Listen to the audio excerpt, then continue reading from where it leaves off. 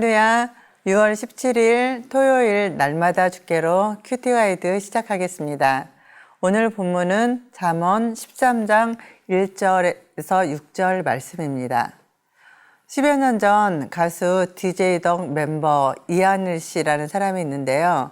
이 이하늘 씨는 예능 프로그램에서 전 멤버가 박치라서 정규 1집 이후 팀에서 탈퇴했다라고 말실수를 했는데 이 말실수 때문에 연예계를 은퇴한 일도 있었습니다. 이런 것을 보면 말이 얼마나 중요한가를 새삼스럽게 느끼게 됩니다. 여러분들은 어떻습니까?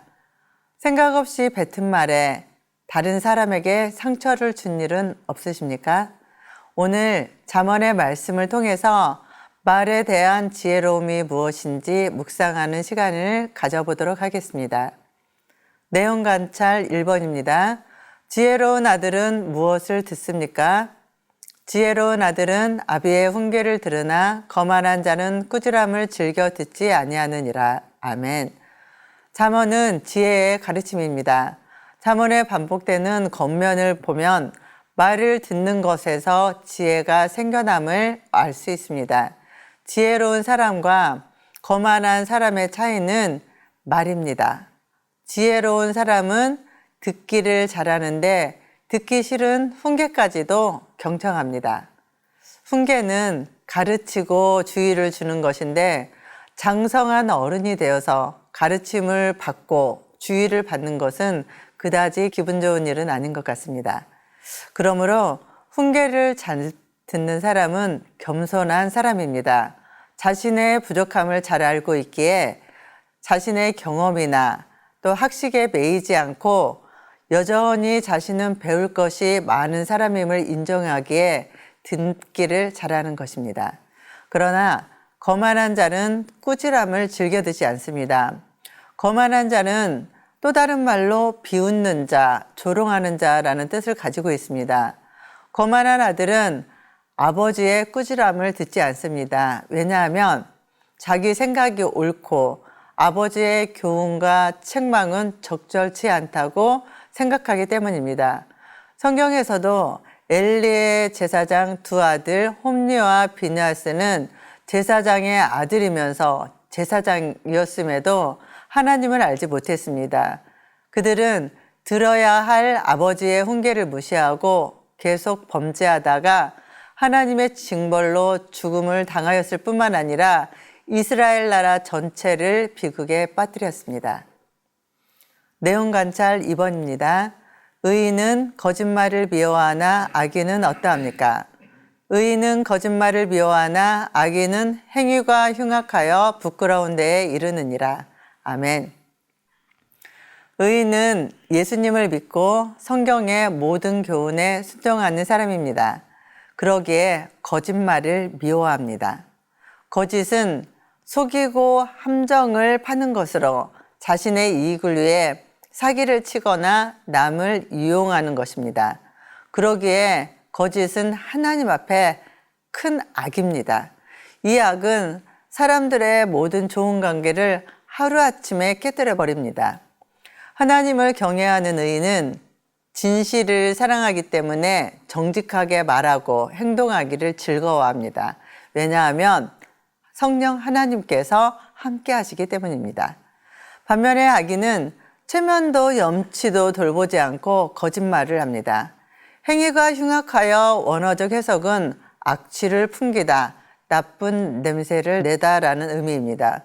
코로나 시기에 이태원 코로나 확진자 중에 인천에 거주하는 학원 강사가 있었는데 자신을 무직이라고 속여서 이 사람과 연관된 50여 명의 사람들을 모두 병원으로 보내졌습니다. 이 중에는 쿠팡 배달원도 있었는데 집단 감염 사태를 일으켜 사람들의 지탄을 받는 일이 있었습니다. 이렇듯 악인은 행위가 흉악하여 부끄러운 데 이르게 되는 것입니다. 내용 관찰 3번입니다. 공의와 악은 각각 어떠합니까? 공의는 행실이 정직한 자를 보호하고 악은 죄인을 패망하게 하느니라. 아멘. 본문의 말씀은 의롭게 행한 자와 악을 행한 자의 결국이 다르다는 것을 보여주고 있습니다. 공의는 선과 악을 정확하게 분별하는 하나님의 거룩한 성품 가운데 하나입니다. 하나님께서는 정직한 자를 어려운 일들이나 질병, 경제적 파탄이나 불행한 일들로부터 보호하십니다. 정직함으로 인해 손해를 볼지라도 끝에는 하나님의 주시는 축복을 받게 됩니다. 반대로 악은 하나님의 뜻을 거스리고 계명을 거역하는 것입니다. 하나님의 정하신 기준에 따라 살지 않기에 악행을 일삼는 자들은 스스로 저지른 악에 의하여 패망을 당하게 됩니다. 이것이 하나님의 공의로운 심판입니다. 영구와 묵상 4번입니다. 악인은 행위가 흉악하여 부끄러운 데 이른다는 말씀의 뜻을 묵상해 봅시다. 거짓은 악한 행위입니다. 장자의 축복을 빼앗기 위하여 야곱은 아버지 이삭에게 자신이 에서인 것처럼 꾸미고 거짓말을 합니다. 거짓말을 한 야곱은 예삼촌 라반의 집에 도망갔다가 거기에서 자신의 품삯을 10번이나 변경하고 속인 예삼촌 라반의 속임수에 당하게 됩니다. 이후에 야곱은 자신의 가나안 귀향 의사를 당당하게 밝히지 못하고 예삼촌의 눈을 피해 도망치듯 하란을 떠났습니다. 이는 하나님의 약속의 자녀로서의 부끄럽고 수치스러운 모습입니다. 우리는 어떠한 경우에도 하나님의 인도와 보호를 확신하지 못하여 하나님의 영광을 훼손하는 일이 없어야 합니다. 삶의 적용 5번입니다. 나는 어떤 언어 생활을 하고 있습니까? 나의 언어 생활을 점검해보고 잠언이 권면하는 언어 생활을 하기 위해서 내가 다듬어야 할 부분은 무엇인지 생각해 봅시다.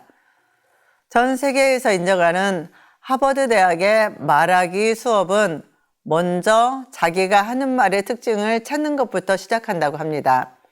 말을 함에 있어 자신의 장점을 명확하게 알면 실전에서 십분 발휘할 수 있고 자신의 단점을 분명하게 알면 타인과의 대화에서 실수하지 않기 때문입니다.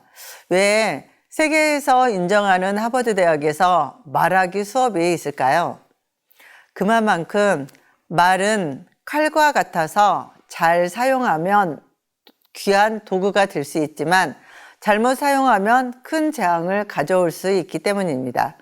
한국 속담에도 말 한마디로 천냥빚을 갚는다는 말이 있듯이 경우에 합당한 말은 자신을 지키게 됩니다.